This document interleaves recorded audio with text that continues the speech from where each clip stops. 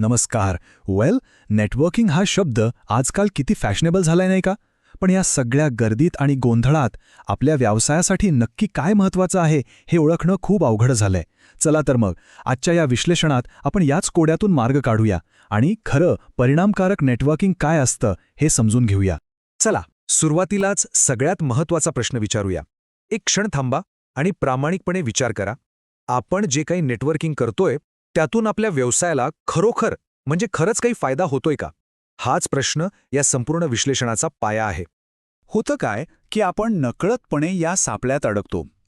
Social मीडियावर चमकण्यासाठी photo काढणं, चहा कॉफीवर फक्त गप्पा मारणं, 100 व्हॉट्सॲप ग्रुपचा भाग बनणं आणि एकापाठोपाठ एक निरर्थक मीटिंगला हजेरी लावणं, या सगळ्यामुळे आपण खूप बिझी असल्याचा एक मस्त फील येतो.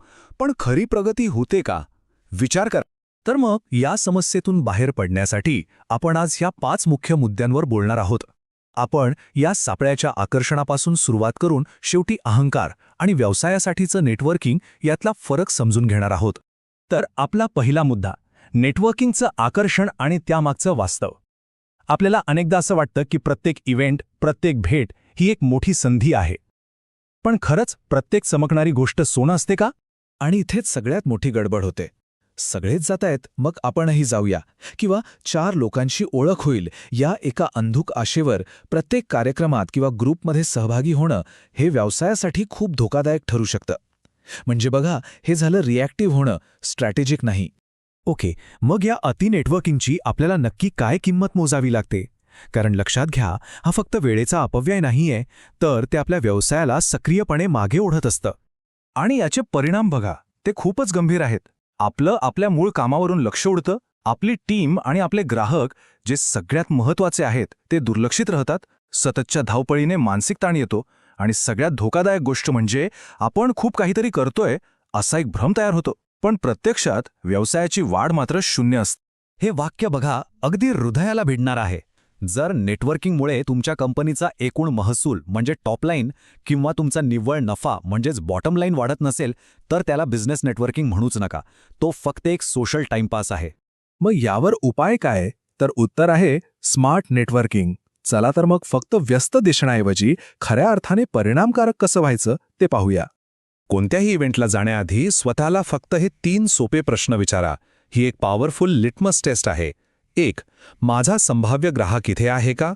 2. इथे निर्णय घेणारे म्हणजे डिसिजन मेकर्स आहेत का? आणि 3. माझ्या उद्योगाशी संबंधित महत्त्वाचे लोक इथे येणार आहेत का? आणि या तिन्ही प्रश्नांचं उत्तर जर नाही असेल, तर निर्णय अगदी सरळ आहे. तिथे जाणं म्हणजे शुद्ध वेळेचा अपव्यय आहे. नाही म्हणायला शिकणं ही एक कला आहे आणि ती आत्मसात करायलाच हवी. आता समजा त्या 3 प्रश्नांची उत्तरं हो आली, तरीही काम संपत नाही. पुढचा महत्त्वाचा प्रश्न आहे, तुमचं ध्येय काय आहे? या कार्यक्रमात घालवलेल्या 2-3 तासांमधून नक्की काय मिळवायचं आहे हे डोक्यात स्पष्ट हवं. आपलं उद्दिष्ट अगदी स्पष्ट असायला हवं. म्हणजे डोक्यात क्लिअर पाहिजे की आपण तिथे का जातोय. नवीन लीड्स मिळवण्यासाठी, बिझनेससाठी नवीन भागीदार शोधण्यासाठी, चांगले सप्लायर्स मिळवण्यासाठी, की एखाद्या अनुभवी व्यक्तीला मार्गदर्शक म्हणून जोडण्यासाठी. ध्येयाशिवाय तिथे हजेरी लावण्यात काहीच अर्थ नाही. आता येऊया सगळ्यात महत्त्वाच्या भागाकडे. आपण नेटवर्किंगकडे एक खर्च म्हणून नाही, तर एक गुंतवणूक म्हणून पाहिलं पाहिजे. आणि प्रत्येक गुंतवणुकीप्रमाणे तिचा परतावा म्हणजेच रिटर्न ऑन इन्व्हेस्टमेंट किंवा ROI मोजलाच पाहिजे.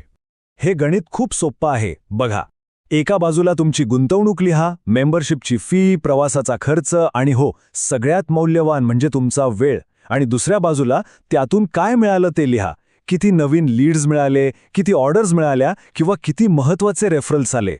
आणि हा एक साधा नियम कायम लक्षात ठेवा. जर एखाद्या नेटवर्कमध्ये 6 ते 12 महिने राहूनही काहीच ठोस परिणाम मिळत नसतील, तर तिथे उगाच वेळ वाया घालू नका. त्यातून सन्मानाने बाहेर पडणं हेच खरं शहाणपण आहे. आणि आता आपल्या शेवटच्या पण अत्यंत महत्त्वाच्या मुद्द्याकडे वळूया. आपण जे नेटवर्किंग करतोय ते व्यवसायासाठी आहे की फक्त आपला अहंकार जपण्यासाठी? हा फरक समजून घेणं खूप खूप गरजेचं आहे. या स्लाइडवर बघा किती स्पष्ट फरक आहे. इगो नेटवर्किंग म्हणजे काय? तर स्टेज, फोटो, पद आणि टाळ्या मिळवण्याची इच्छा. याने फक्त अहंकार वाढतो, व्यवसाय नाही. या उलट बिझनेस नेटवर्किंगचा एकच उद्देश असतो, मोजता येणारे परिणाम. जसं की कॅश फ्लो वाढला पाहिजे, ग्राहक समाधानी झाला पाहिजे आणि बिझनेस सिस्टम्स मजबूत झाल्या पाहिजेत. हे वाक्य म्हणजे या संपूर्ण विश्लेषणाचं सार आहे असं समजा. जर आपलं मूळ व्यवसाय मजबूत असेल, आपलं उत्पादन किंवा सेवा दमदार असेल, तर योग्य लोक आणि योग्य संधी आपोआप आपल्याकडे खेचल्या जातात. आपल्याला त्यांच्या मागे धावायची गरजच पडत नाही. म्हणून आपली खरी प्रायोरिटी लिस्ट काय असायला हवी ती ही आहे. सर्वात आधी आपलं प्रॉडक्ट किंवा सेवा मजबूत करा. आपल्या ग्राहकांना सर्वोत्तम क्वालिटीची सेवा द्या. एक सक्षम टीम तयार करा. आणि मग या सगळ्या पायाभरणीनंतर अगदी निवडक आणि प्रभावी नेटवर्किंगसाठी वेळ काढा. मग शेवटी एक प्रश्न उरतो की एका उद्योजकाचं खरं धाडस, खरं धैर्य नक्की कशात असतं? सतत धावपळ करण्यात आणि सगळ्यांना हो म्हणण्यात? नाही. खरं धैर्य त्यात आहे की जे नेटवर्किंग आपल्या व्यवसायात पैसा, संधी किंवा स्पष्ट दिशा देत नाहीये, त्याला ठामपणे नाही म्हणता येणं आणि ते थांबवता येणं. भावनेच्या आहारी न जाता आकड्यांवर आधारित निर्णय घेणं हेच खरं धैर्य आहे.